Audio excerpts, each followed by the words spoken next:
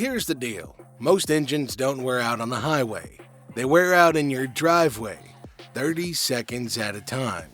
It happens before you back out. And if you're making short trips, you're stacking that damage without ever giving the engine time to recover. Cold starts increase wear because several protective conditions are temporarily outside of their designed operating range. Now, at the same time, it allows higher friction and contact stress before the engine stabilizes. Now, this is why low-mileage engines fail early. See, during startup, oil pressure rises quickly, but oil behavior is still suboptimal. Cold oil has higher viscosity and lower flow velocity. Sounds kinda complicated, but what it means is pretty simple. This delays full-on film development in bearings, cam interfaces, and cylinder walls. Now, some components operate briefly under boundary lubrication rather than full hydrodynamic separation. What happens here is that wear rates are higher under these conditions, even though lubrication is present. That means that metal-to-metal contact is happening while you're still warming up in the cabin. Now, all my guys out there can agree, cold makes everything shrink, and thermal clearances are also a little messed up during cold operation for engines. See, components are dimensional for operation at a stable temperature. So, when cold, pistons are smaller relative to the cylinder bore, and ring tension doesn't produce optimal sealing. Bearings aren't yet centered within their oil film. Load is applied before components expand into their intended geometry, increasing localized friction and surface contact. Now, this is the hidden cost of every cold morning start. Things just aren't expanded and lined up the right way. Now, combustion is a little bit less controlled in a cold environment. See, fuel mixtures are enriched to maintain a stable idle and prevent misfires. Fuel atomization is less efficient in cold cylinders. So, combustion pressure is applied while sealing efficiency is reduced. Now, some unburned fuel can actually wash oil from cylinder walls, or can even migrate past the rings into the crankcase, reducing lubrication effectiveness during the warm-up phase. Oh, that fuel dilution? That stays in your oil until the engine gets hot enough to burn it off. And on short trips, that never happens. Alright, so at startup, the engine transitions from static to full mechanical load almost instantly. The crankshaft accelerates to idle speed within a fraction of a second. Pistons begin reversing direction, thousands of times per minute. Valve train components are driven under spring load before thermal balance is ever established. Internal surfaces already have oil on them, although it's not been fully distributed yet. Main bearings are fed with pressurized oil, and upper valve train components are fed on residual oil and splash lubrication. Cold oil doesn't move over slender galleries and tiny orifices. Full oil film stability develops progressively as temperature and flow increase. Long story short, it's like trying to spread a tiny spoonful of sauce over an entire pizza. Try as you might, you're just not going to get everything covered. Now here's the thing. When pistons are undersized relative to the cylinder bore at low temperatures, and ring gaps are larger, ring conformity to the cylinder wall is reduced, this means that there's a lot of blow-by until thermal expansion enhances sealing. The bearings run closer to their clearance limits until the viscosity of oil decreases and centering increases. Now, in basic everyman talk, when things don't fit right, oil gets into places oil ain't intended to be. It ends up in places everywhere except where it needs to be. Now, fuel control operates in open loop mode immediately after startup. Oxygen sensors require heat before any feedback control can even begin. The engine control unit enriches the mixture to maintain combustion stability. Now, this increases combustion pressure variably and raises the likelihood of incomplete fuel burn. In other words, when your fuel's not being burned where it needs to be, it can splash up on cylinder walls, and that can wash off some of your oil film.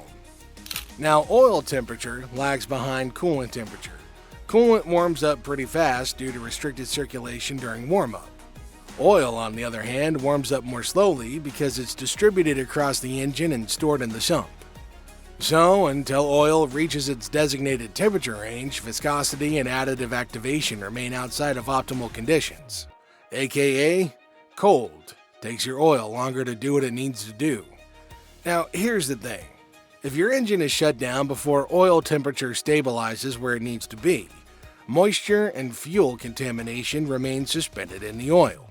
Remember, your engine's got to get hot enough to burn all that out. So repeated short cycles prevent evaporation and removal. Think of that as nipping out to the corner store and turning your engine off 5 minutes after you warm it up. Now, over time, this changes lubrication performance and accelerates wear and tear in timing components, rings, and bearings, and those are all pretty pricey things to repair or replace. Engine wear is driven more by operating conditions than by distance traveled. Vehicles used primarily for short trips experience a higher proportion of cold operation compared to total runtime. Short trip vehicles accumulate wear without accumulating distance. Your odometer's lying to you about how old your engine actually is. It's like your mom's best friend Sally, who looks like she's 42, but you know she's probably in her 70s. Alright, highway-driven engines spend most of their operating hours at stable temperatures. Oil viscosity remains within its intended range. Clearances stay consistent. Combustion control operates in closed-loop mode with predictable pressure cycles. Wear occurs at a low, steady rate over long periods. And a delivery driver's engine at 200,000 miles can be healthier inside than a grocery getter at 60,000 miles. Again, it's about maintaining the temperature and burning off the excess. See, short-trip vehicles rarely ever reach full oil temperature. Oil might start to get kind of warm, but it's shut down before viscosity stabilizes and contaminants evaporate. Fuel dilution and moisture accumulate in the crankcase. Additive packages are depleted faster because they're asked to protect under suboptimal conditions more frequently. So every errand at the store costs you more than the gas it's going to cost for engine life. Alright, thermal cycling is also more severe here. Components repeatedly expand and contract instead of remaining dimensionally stable. You can think about that as taking out an ice cube before it's fully formed, leaving it on the counter for 2 minutes, and then putting it back in. What happens in your vehicle is it increases fatigue at contact surfaces and interfaces. The most affected components include rings, piston skirts, and timing components because they're sensitive to temperature and the quality of lubrication. Here's the thing, metal fatigue doesn't care about your mileage. It cares about how many times you heated and cooled everything off. Idleness also augments cold operation wear. Idling engines produce very little heat, yet they keep on circulating cold oil. Now this prolongs the time of boundary lubrication, but doesn't really offer the stabilizing effects of load and temperature. Here's the thing, warming up in the driveway doesn't help, it just runs cold oil longer. Engines, which are frequently cold started and have a short operating cycle, are generally going to exhibit uniform wear patterns during inspection. These patterns are formed over time and are commonly confused with the typical aging process. See, wearing of the cylinder is a common occurrence at the top of the bore. Now this is the region that has maximum temperature difference during warming up. Contact stress is enhanced by reduced film thickness of oil and imperfect ring sealant. Now this would eventually result in a loss of crosshatch definition and compression efficiency. Long story short, you're never ever going to eliminate this happening, but circulating cold oil, it's only going to make things a lot worse. Now, piston rings in short-trip engines often show accelerated wear or loss of tension.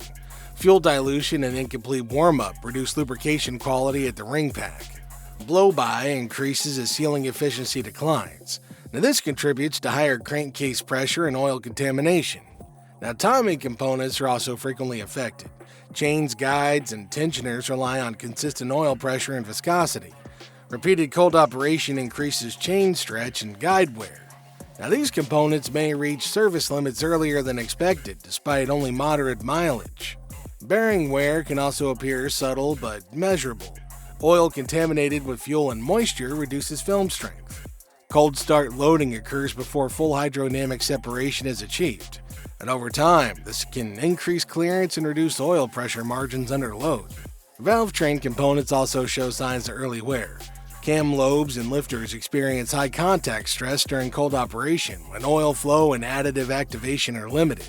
This can result in surface polishing or scuffing rather than immediate failure. Now, on the outside, these kinds of engines usually have increased oil consumption, coarse cold idle, and slower oil pressure stabilization. There's an overall lack of diagnostic codes, and the damage is built up in silence and is only usually found when it comes to teardown or major services and big bills.